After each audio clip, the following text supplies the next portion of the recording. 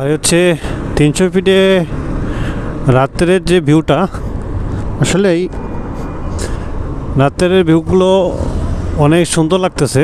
But হচ্ছে যে কি, আমরা অনেকজনে আছি যে এই ভিউগুলো হচ্ছে নষ্ট করি, রেস করে হচ্ছে যে বাইক দিয়ে আমরা রেস করি, প্রাইভেট কার এরকম অনেক আছে। রেস করার পর আমরা কিন্তু রাস্তার যে সৌন্দর্যগুলো আছে এগুলো আমরা নষ্ট করি।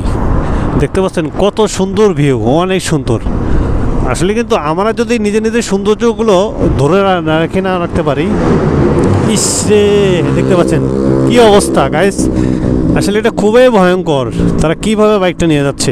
আসলে এটার কারণে কিন্তু অ্যাক্সিডেন্ট হওয়ার সম্ভাবনা বেশি থাকে। আমরা এই সমস্ত থেকে বিরত থাকবো, যাতে আমরা রেস না করি এবং বাইকের যে এক্সস্ট মুডগুলো আছে এগুলো যদি আমরা না করি, কারণ হচ্ছে এতে রাস্তারও ক্ষতি করে এবং যারা পথচারী থাকে এবং তাদের জন্যও ক্ষতিকর অনেক।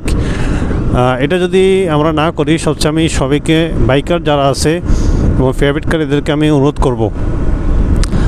আরটা হচ্ছে যে আমরা যদি নিজের যদি এগুলো খারাপ কিছু করার পর যদি আইন যদি বাইর হয় যে না এগুলো করা যাবে না, তাহলে কি নিজে আমরা ক্ষতি করলাম।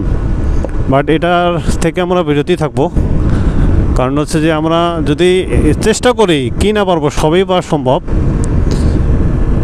কিন্তু আমরা এই ঢাকা শহরে এই যে রাস্তাটা এত সুন্দর, এই রাস্তাটা আমরা খারাপ করব না।